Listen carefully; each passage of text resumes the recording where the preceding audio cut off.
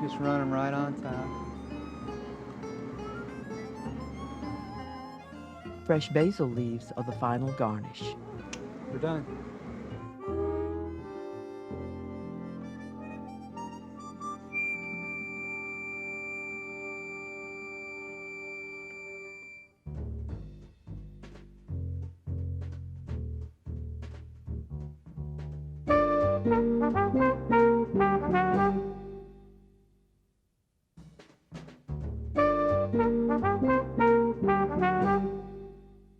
For 2 years running, Norman Love was named one of the 10 top pastry chefs in America by Chocolatier magazine. Not surprisingly, he was appointed to World Pastry Cup 99 USA team. In January, the team will compete in France against some 20 other countries. His dessert is Kahlua soufflé. We first start with our milk on the fire. We're going to be making our souffle base.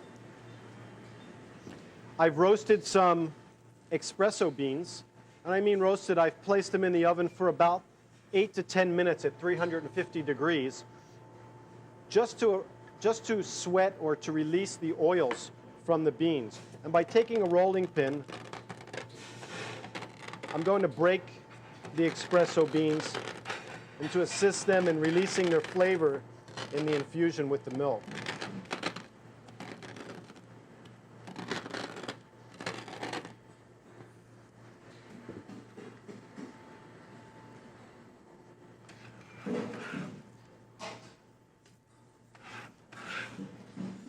A good measurement is about 100 grams of beans to a liter of liquid.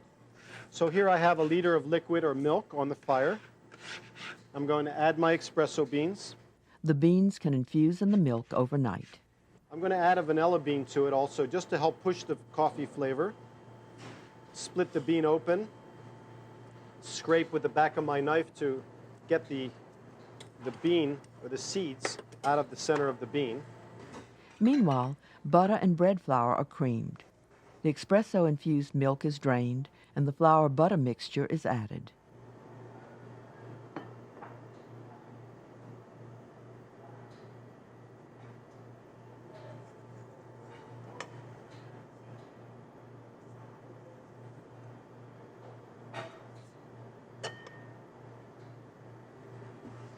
With the whisk, we're going to work that into the mass. We're going to cook the roux, if you will,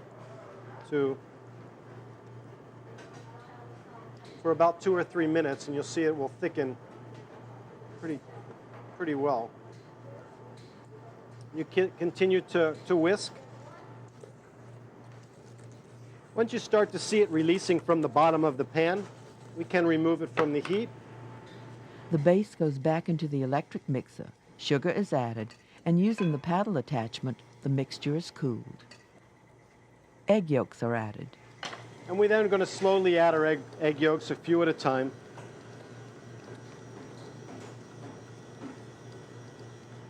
Place the warm mixture into a bowl, and you want to allow this to come to room temperature or actually even cool for a few hours before you continue in folding the meringue. After the souffle base is cooled, egg whites are beaten into a meringue, and the base is flavored with Kahlua.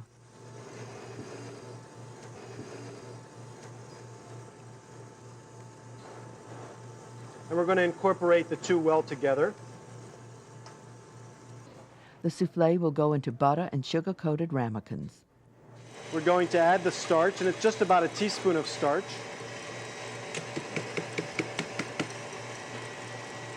It's very important that you don't over-whip your egg whites. The egg whites should still have a very shiny cast to them. And there's 2 ways to check if the egg whites have been properly mixed. One is that when you lift the egg whites, it forms the beak of a bird. And the other is that it will cling onto the side of the bowl the egg whites will cling on the side of the whipping bowl, so that not to be too soft or to be too tightly whipped. If you start to see a grainy, dull-looking egg whites, you know that you've whipped too much, and it really is necessary to re-whip the whites. In a nice folding motion, we're going to fold the egg whites into the souffle base.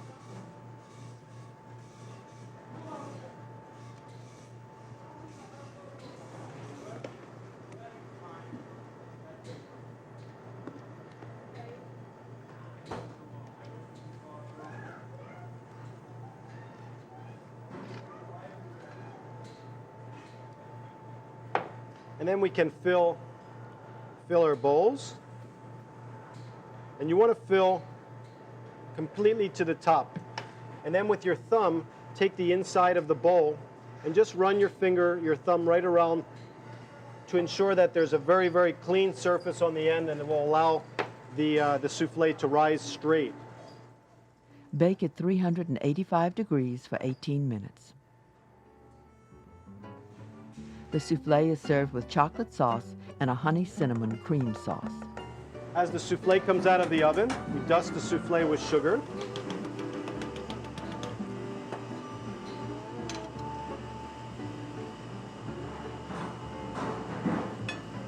This is our Kahlua Espresso Hot Souffle, served with a dark chocolate sauce and a honey cinnamon whipped cream.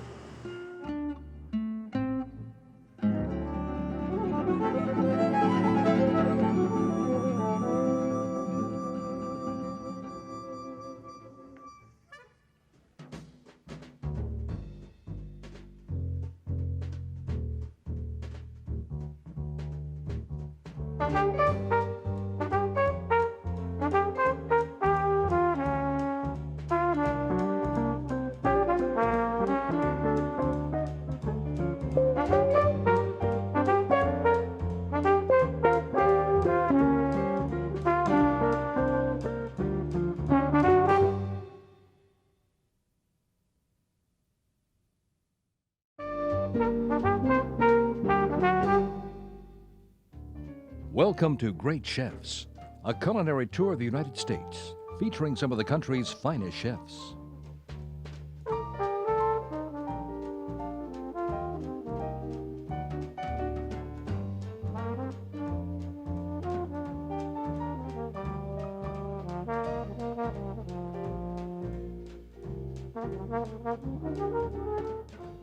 Chef Agostino Gabriel offers a first course from Vincenzo's in Louisville, Kentucky. It involves stuffing salmon scallopini with a seafood mixture. The entree is from Michael McSweeney at Duck's Cafe, the Peabody Hotel in Orlando, Florida. It is grilled lamb chops, wild rice souffle, and pomegranate nectar.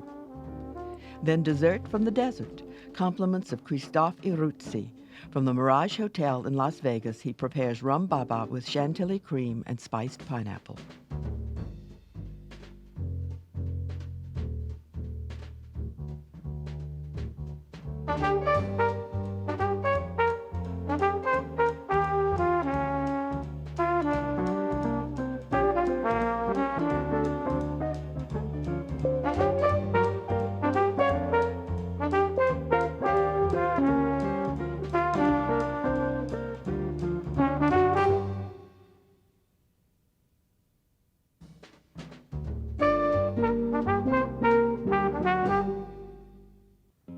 Vincenzo's is a huge and hugely popular Italian restaurant in downtown Louisville.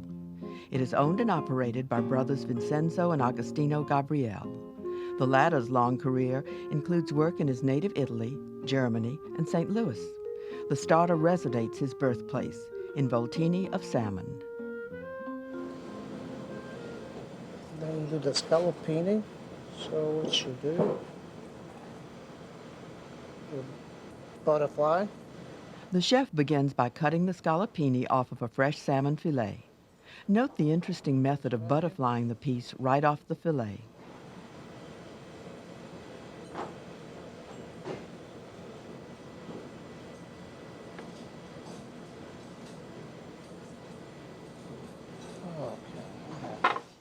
The stuffing includes a wilted mirepoix of carrot, shallot, and celery, along with some capers. Once you saute the carrots and the celery, you add the crab meat and the dry, fresh scallops.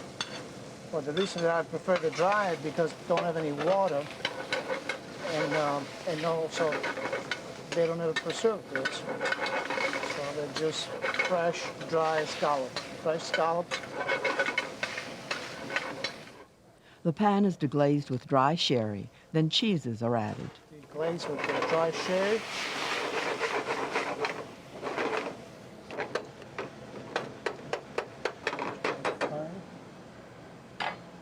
Here, the tablespoon of mascarpone cheese. Mascarpone is rich Italian cream cheese.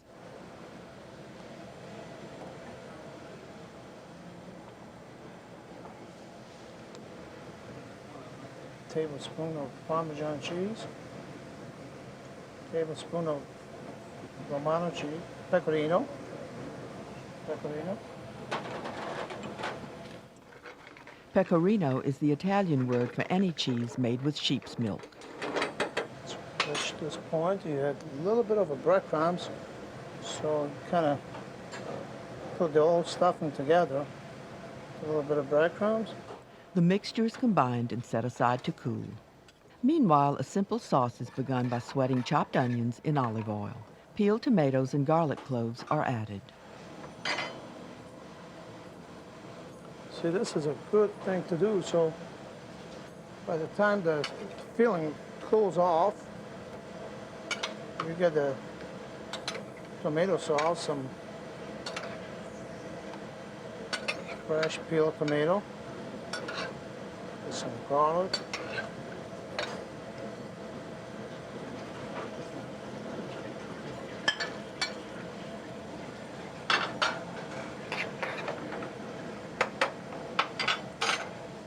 fresh basil.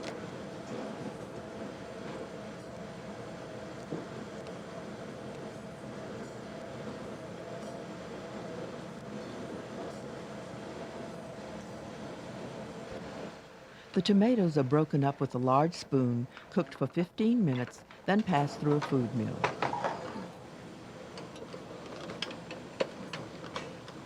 You go to the mill like this. The food mill is often overlooked in this age of electronic gadgetry, but it can be useful. It both purees and strains simultaneously. The strained tomato sauce goes back over heat and tomato paste is added. A spoon of tomato paste.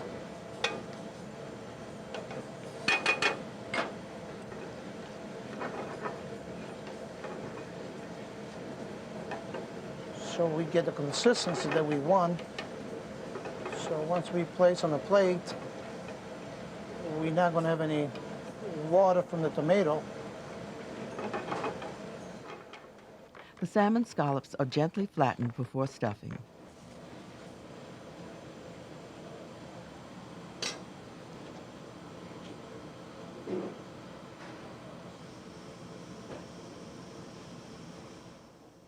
The rolls are dusted in flour, then browned in olive oil. Don't want to put too much flour on, just enough.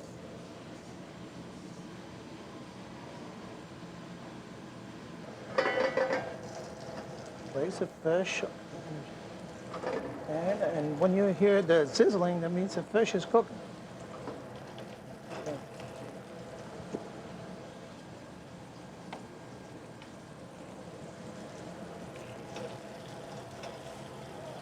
Now you want to make sure that you don't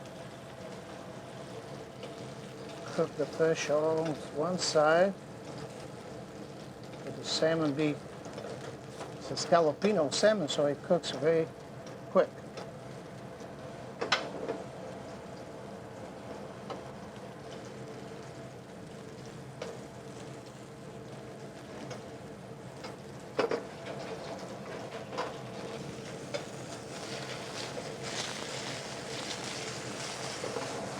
Okay. Now, The salmon is finished in a 350-degree oven for about 4 minutes. almost a few minutes. Presentation starts by making a grid of the tomato sauce.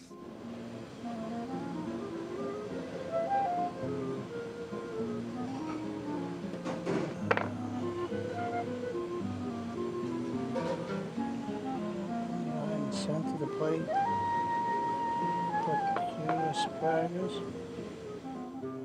Using pieces of pre-cooked asparagus, the chef assembles sort of a Lincoln log garnish.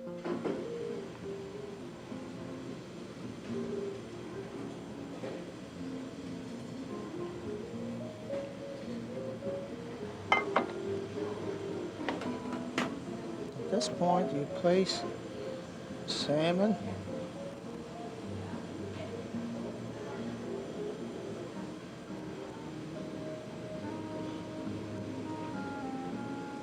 This way.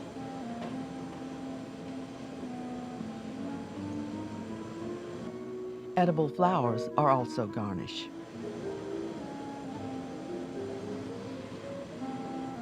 Just want to place a little sauce on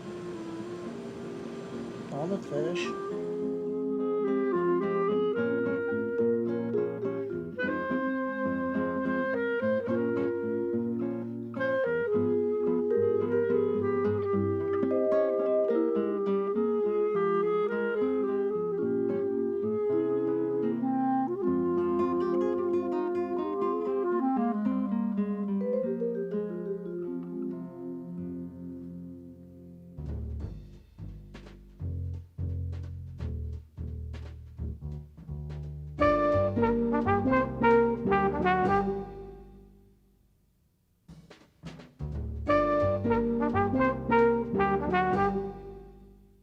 Duck's Cafe in the Peabody, Orlando carries a mobile 4-star and AAA 4-diamond ratings.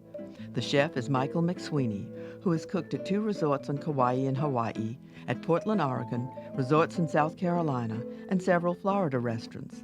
His entree is grilled lamb chops with wild rice souffle. We're going to start with the wild rice souffle. I pre-cooked the rice in chicken stock for a little bit of extra flavor. I want to cook it till it's all the way done. Half of a large onion is chopped, and fresh herbs, minced thyme, and rosemary are wilted in butter to begin the souffle. It seems like a lot, but this forms the base for your souffle.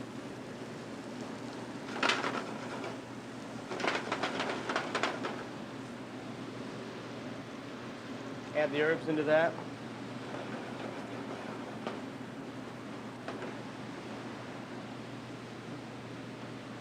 Fresh ground pepper, salt,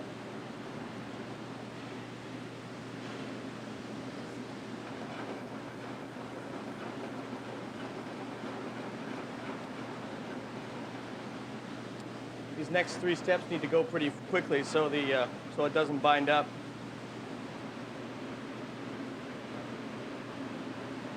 A little bit of flour.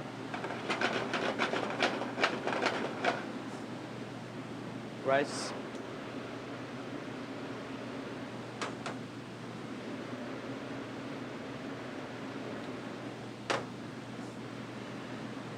Cream.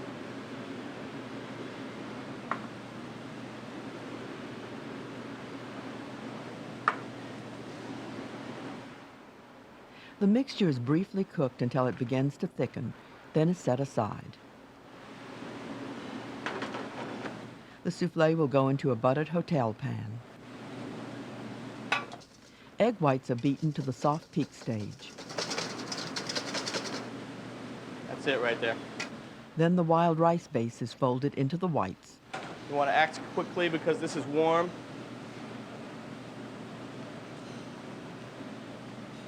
Fold it gently. Make sure it's well incorporated.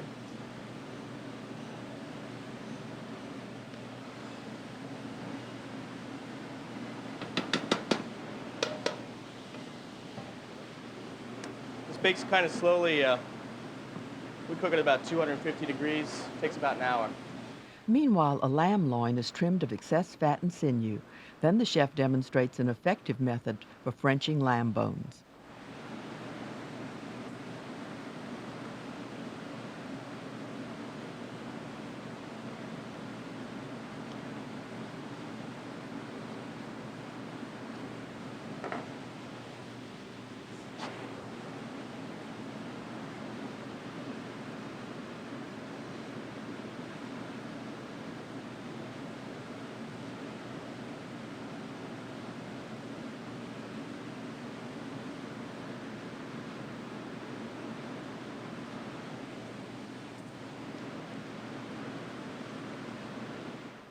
The loin is then cut into individual chops.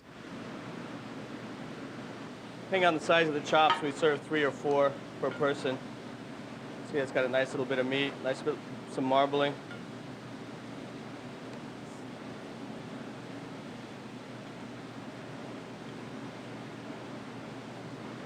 before it goes on the grill, we brush these with a little bit of olive oil, good olive oil with some herbs.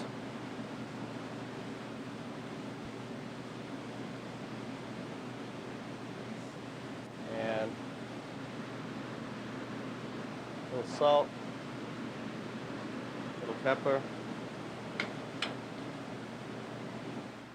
The sauce contains pomegranate, that exotic fruit often found in Middle Eastern cookery.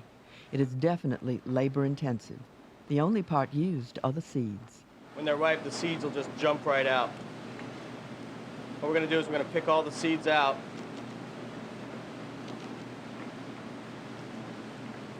And make sure that we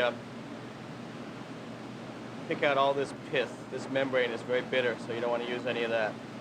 Okay, the sauce is very simple.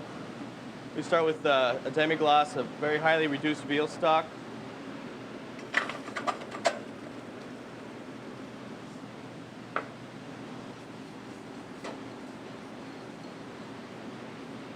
We use some, this is pomegranate molasses. You can find it at any Middle Eastern store. It's very intensely flavored, pure pomegranate juice.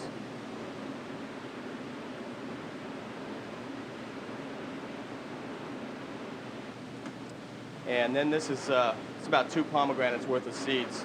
We want to hold some aside for a little bit of garnish on the plate. The lamb chops are started on a wood-burning grill and are marked by turning 90 degrees. The sauce is strained. I'm going to push down on the seeds and extract as much of that juice as you can. At this point, it's nothing but skin and seed. All their juices have been left in the pot. Meanwhile, the chops are grilled about 2 minutes per side, then finished for about a minute in a hot oven. A variety of seasonal vegetables have all been parboiled and are warmed up in butter before presentation.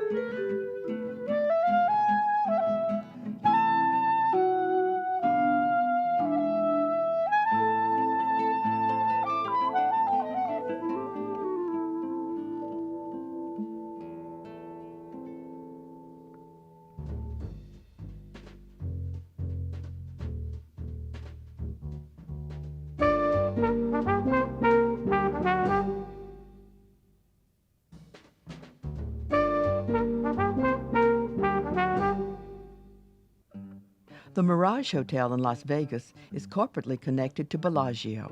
It houses Alex Strata, one of several high-profile chefs' restaurants popping up around town. The pastry chef, Christophe Itruzzi, is a native of the Basque region of France. Here is his rum baba and spiced pineapple in aged rum sauce. First thing, we're gonna do the roasting liquid. I have a little bit of brown sugar, rum, lemon juice, banana puree, a vanilla bean, and some fresh ginger already peeled. The first step is to melt and caramelize the brown sugar. After caramelization, the pan will be deglazed with rum and pineapple juice, and the seeds of a vanilla bean and sliced ginger will be added.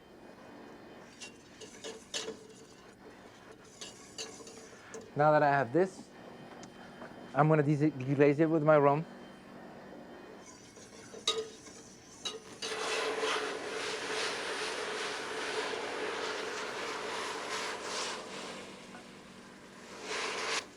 Keep stirring until the sugar is all melted again.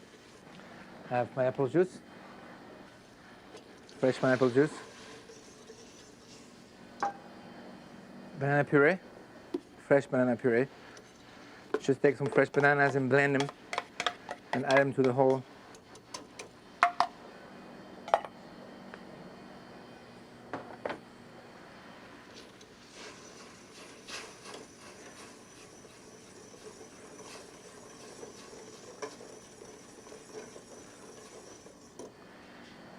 The fresh ginger and the vanilla bean. You want to make sure you get all the specks out by using a knife and scrape it down.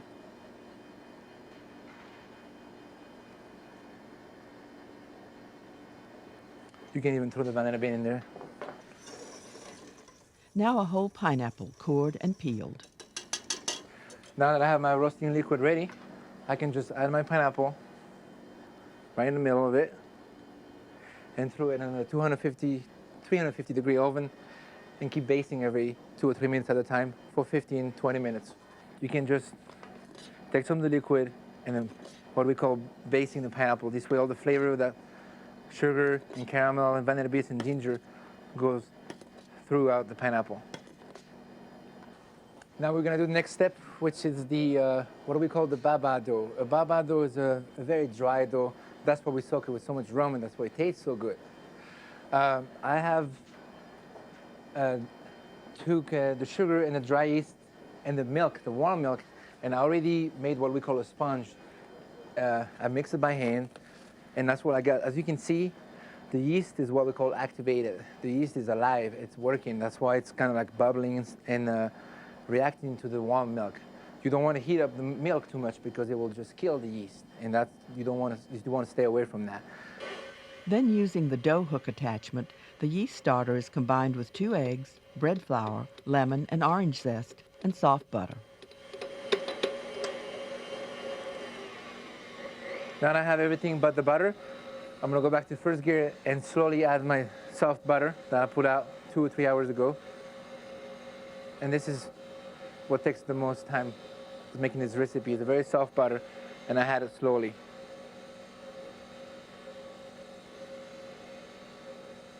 Mixed together, the butter is almost disappearing into the dough. It's a very runny batter. Most people would think it would be too thick, but it's a very runny batter, and we'll use a pastry bag as a tip to help pour into the molds. And cut it on the side, just like this, and you cut. Let rise for 30 to 45 minutes or until the dough rises to the height of the mold. Bake at 325 degrees for 12 to 15 minutes. The roasted pineapple is finished, the baba has cooled, and the bottom is cut off.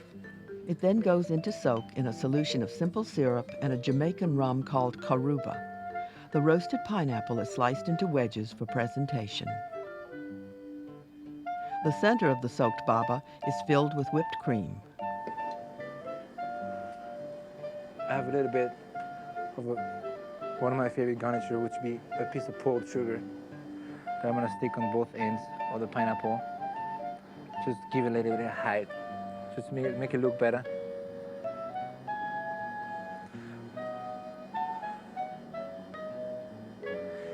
And the syrup that I have and put it in the diced pineapple.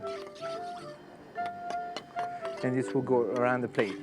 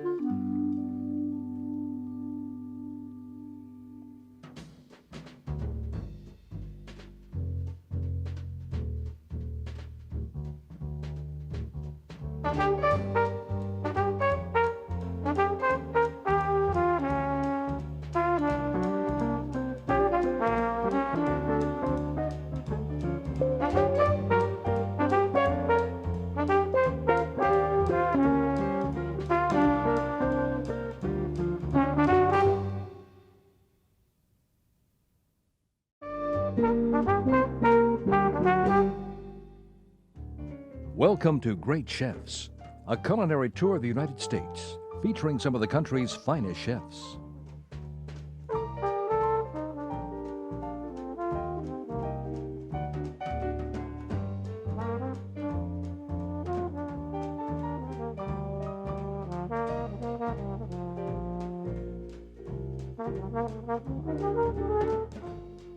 Leading off with the first course is Michael Cribb, chef at Boundary Restaurant in Nashville. He offers sautéed black grouper cheeks and mashed sweet potatoes. Then it's off to Memphis, where Chef Gene Bjorklund cooks the entree at his classy aubergine. It's roasted foie gras with onion confit and green apples. Dessert is offered by Min Doong, pastry chef at the Montleon Hotel in New Orleans. It is a soft center chocolate cake called Chocolate Renaissance with vanilla sauce.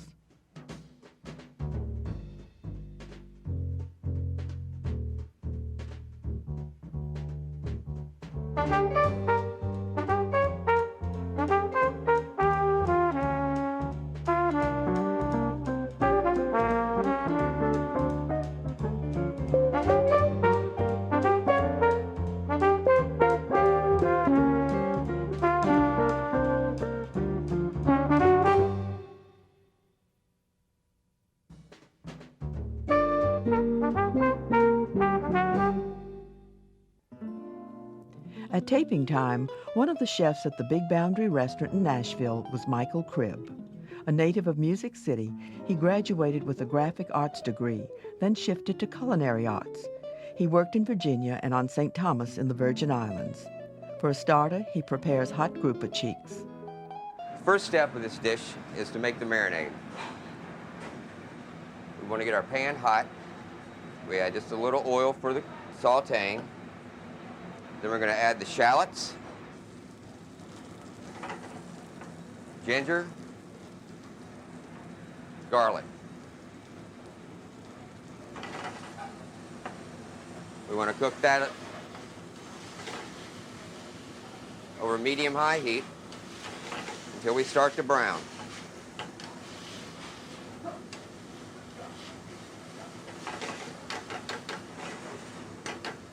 About 3 minutes on that. Once we get our ingredients sauteed,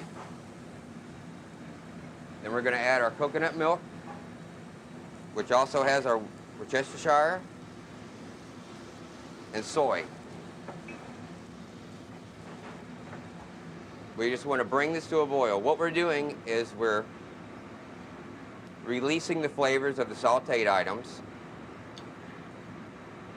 which allows you to be able to marinate at a less time, but still get all the flavor.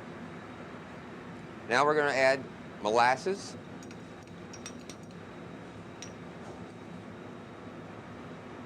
which is a nice sweetener.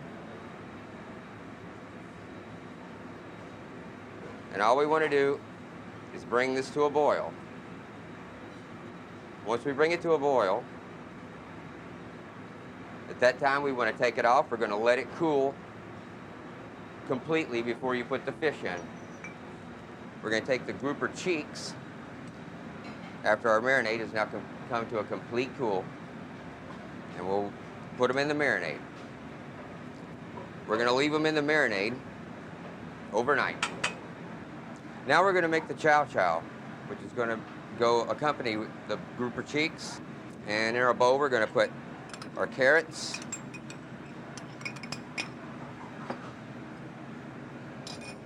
cucumber,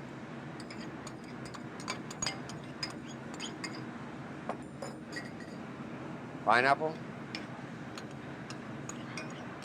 As you notice, I'm using vegetables and fruit. I like the combination. Garlic, diced red onion, cilantro. These are ground smoked, Tennessee grown Scotch bonnet peppers. Salt and pepper to taste. You can add more Scotch bonnets or you can add less, depending upon how much heat you can handle. Then we take apple cider vinegar, and then we're just going to pour it right over the top of everything else. The vinegar was brought to a boil. We want to mix everything together very well. And it's good to make this a day ahead of time. Now that we've marinated our cheeks overnight, and the grouper cheeks themselves, I use a black grouper because they're usually you can get the larger fish, and they actually cut the meat right out of the cheeks, right behind the head.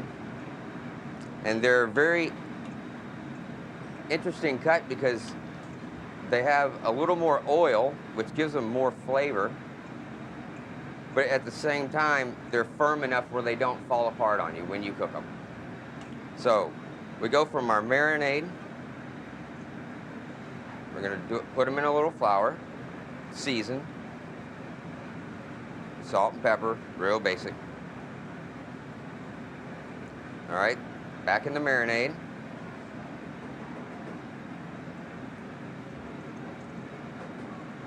And then into the final process, final part of the breading, which I use a real fine flaked breadcrumb, coconut, a little bit of turmeric, salt and pepper, and just a touch of cinnamon. The cheeks are sautéed in hot oil. Okay.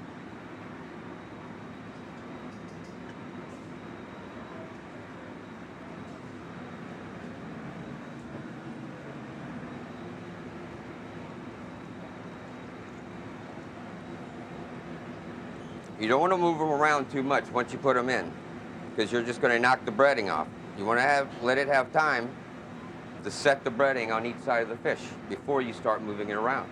Sauté about 45 seconds aside.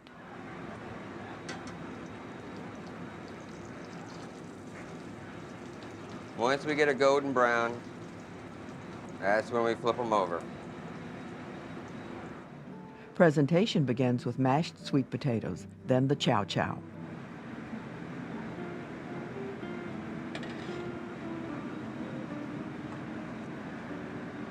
Then we'll lay the cheeks right on top of that.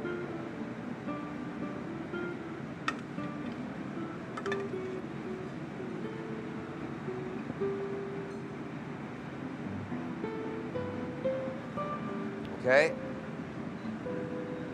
Then we'll add our vegetable slinkies. These are shredded beets. And we have a chili oil, a curry oil, and molasses.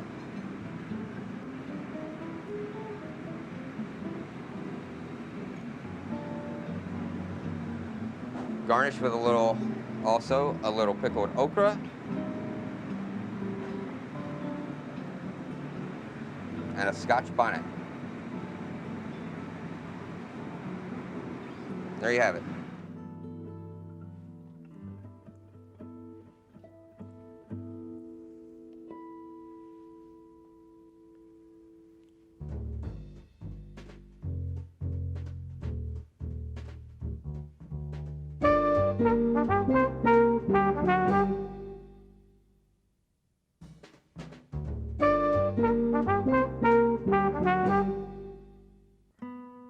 At Aubergine in Memphis, the provenance of the cooking is Provence.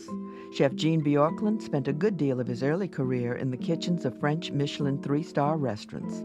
In fact, he still returns to France to recharge his culinary batteries. The entree is foie gras with onion confit. First step is to cook the onions. I mince them fairly finely. Actually, the chef is slicing them. While the onions are mincing, have the pot, just a pan heating up to cook the onions in and the shallots. The chef suggests that the onion confit be made 24 hours in advance.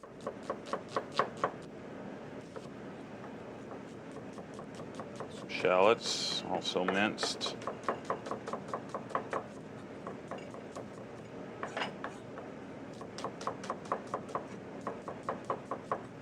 Onions, shallots, and crushed white peppercorns are started in butter.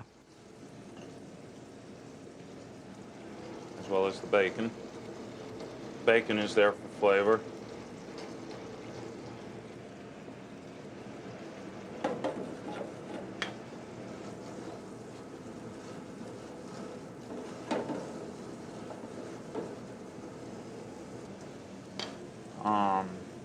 Also add the bay leaf and the thyme.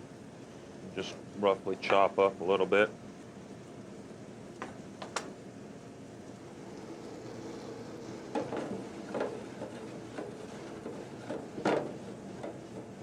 So we sweat the onions really well. So the onions take a little time to sweat for about 10 minutes, and it's better to do it over medium heat than high heat. So once the onions are well sweated, we add the sugar.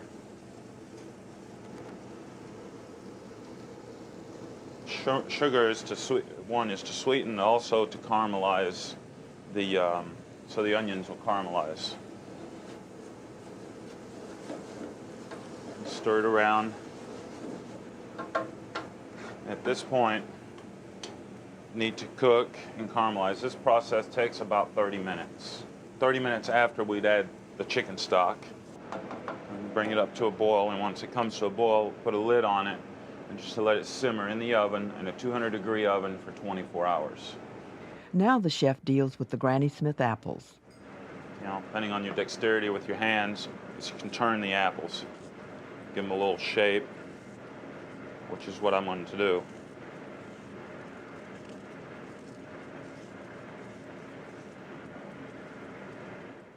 This is a classic French method of carving fruits or vegetables into a football shape.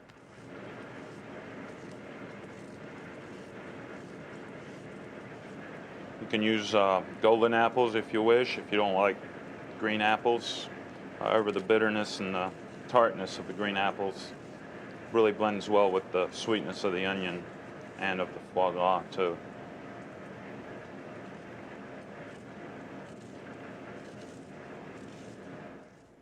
The pieces will go into butter, water, and sugar that has been caramelized. There. Okay. Caramel is being made. Right before it starts to turn its color is when I'm going to put the apples in. The apples do need to cook a little bit. Not too much, or else they'll turn to mush. They'll mush up, and then they won't keep their shape. 2 slices of foie gras are served. And that is seasoned with salt and pepper, fairly heavily also.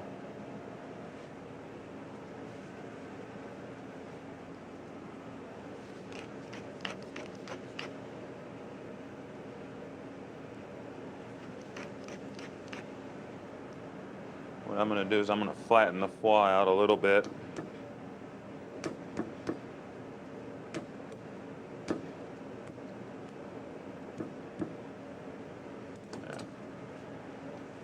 Okay, so the apples are starting to caramelize.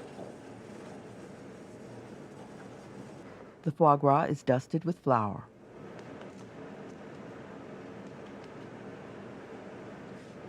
Score the top of it with the back of a knife.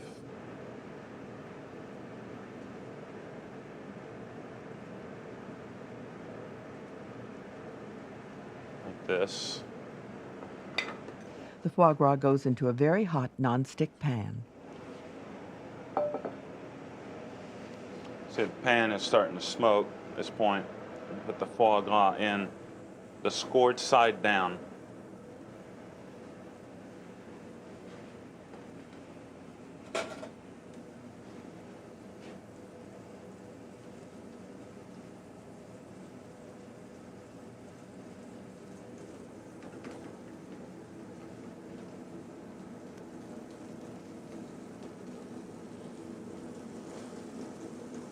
And flip it over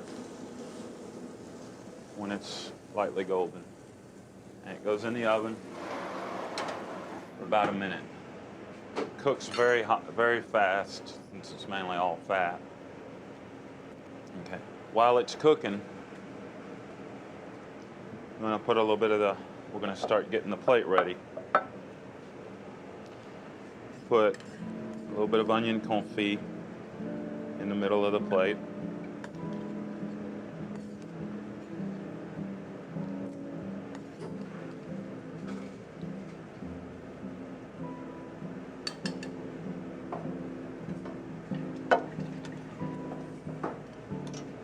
And then the caramelized Granny Smith apples.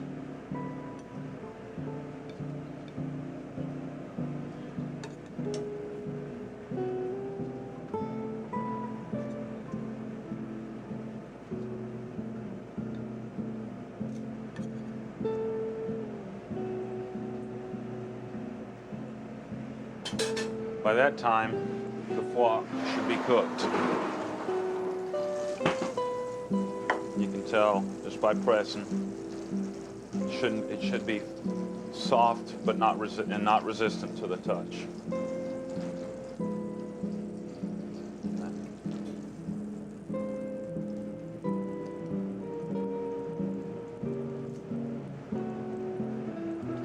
And doesn't hurt to spoon a little bit of the grease top. And then garnish it with a little bit of a coarse natural sea salt on the top. Doesn't hurt it. Gives it a little extra seasoning. And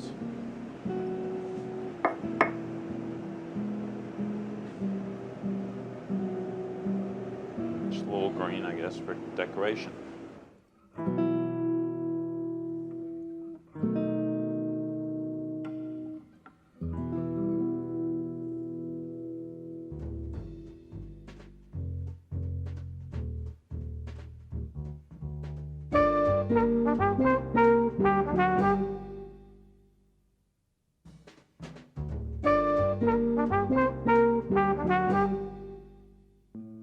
The pastry chef at the Montleon Hotel in the New Orleans French Quarter is Min Dung. In addition to her restaurant and banquet duties, there is catering as well. Her elaborate wedding cakes are in great demand during New Orleans mating season. Here is a confection called Chocolate Renaissance, served with vanilla sauce. The chef begins the cake batter with 12 ounces of melted, unsalted butter.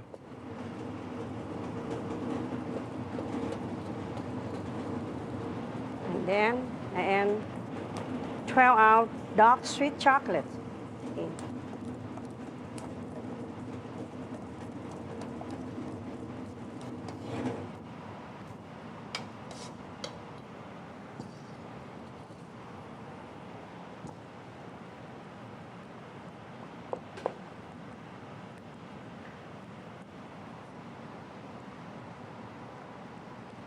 After thoroughly mixing, 7 ounces of all-purpose flour go in. And 7 ounces of all-purpose flour.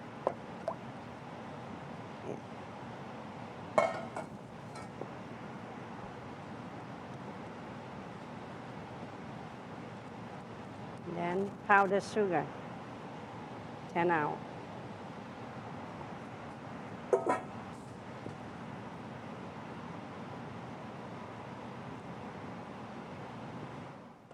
Then 8 eggs.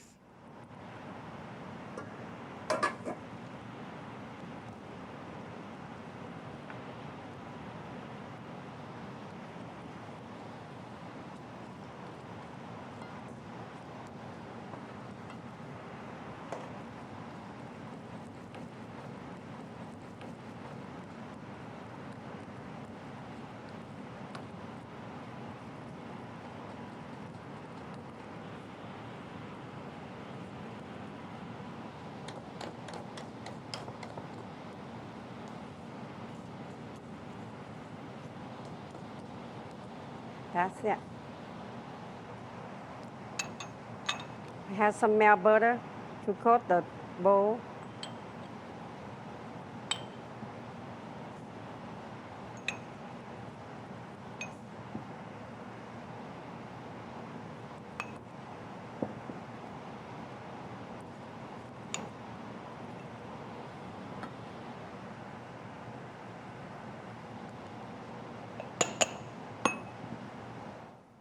The bowls are coated with cake flour.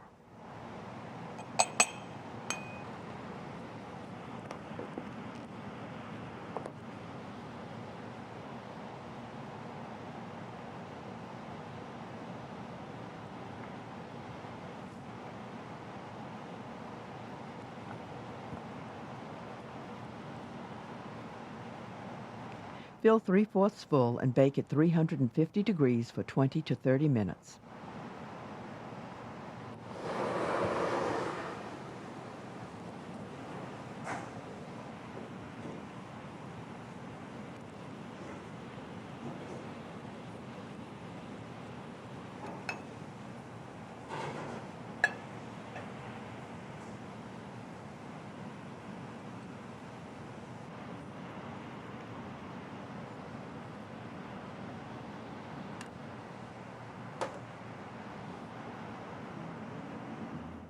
The chef cuts and opens the cake, exposing a soft but not runny center.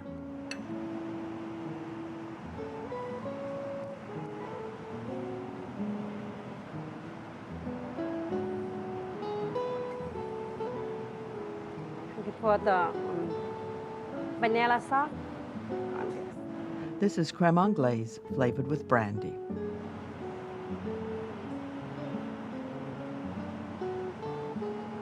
Some decoration.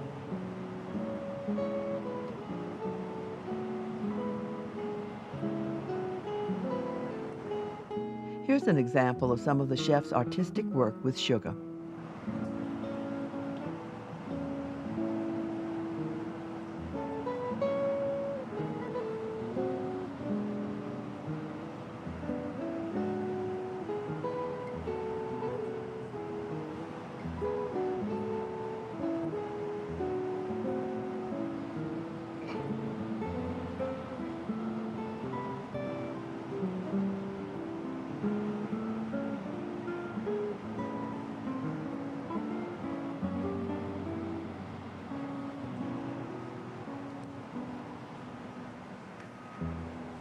And that's it.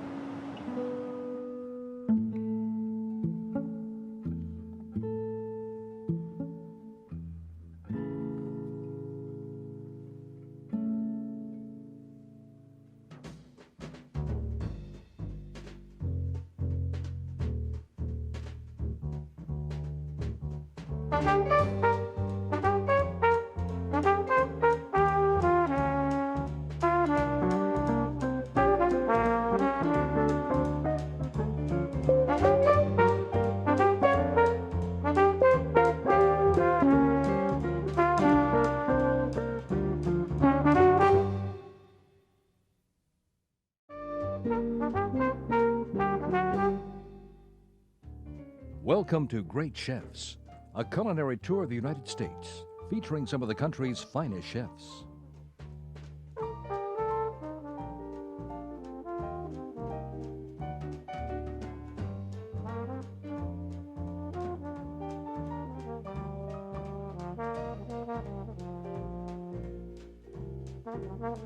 For the appetizer, Tim Keating in Houston prepares boules of salmon and crab. Note the method in shaping the small packets using an ice cream scoop. The entree is presented by Frank Caputo at the Kiowa Island Club in South Carolina. It is paupiette of Ashley River shad roe enrobed with potato slices. Dessert comes from Gerard's Downtown in New Orleans. Lisa Anderson constructs a cherry strudel using plumped dried cherries, almond cream, and phyllo sheets.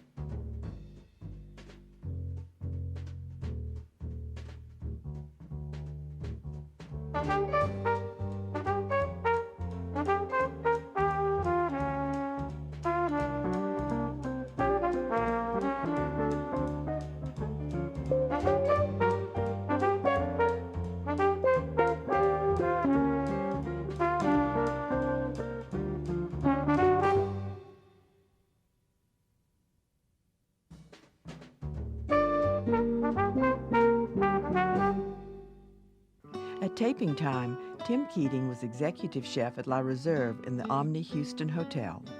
He has since moved to the DeVille at the Four Seasons Hotel in Houston.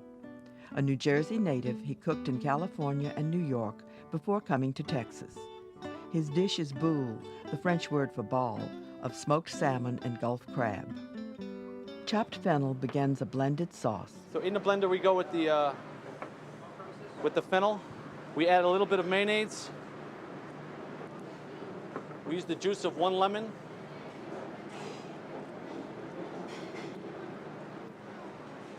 And add a little bit of rice vinegar. Once again, we use the seasoned kind. You can buy, in most Oriental or ethnic groceries, you'll find some rice vinegar in many different shapes and sizes, but this one here we use it as seasons. It's got a little sugar, a little salt, has a little bit more tang to it, and goes really well with sauces, especially vinaigrettes. In the blender, as you put the lid on, we just start the mixture blending. You really want to try to liquefy it. Once that's liquefied a little bit, we can go ahead and add the dill inside. This sauce here is really, you have to play with it a little bit because it really, sometimes you don't have enough liquid in it. So if that's the case, we can always add a little bit of chicken stock just to round it out. Olive oil completes the emulsification. Till everything's mixed well, then we're going to go ahead and put it in the refrigerator and let it get set up a little bit more here. It's got the olive oil in it, it's got a little bit of mayonnaise just as a binder, and we're going to let that get cool. Remember that a blender heats things up. It's really important to make sure you got to offset that here, so you need to bring it back to its temperature. So let's put that inside the refrigerator, and we'll go on to the next step. The crab filling includes basil chiffonade.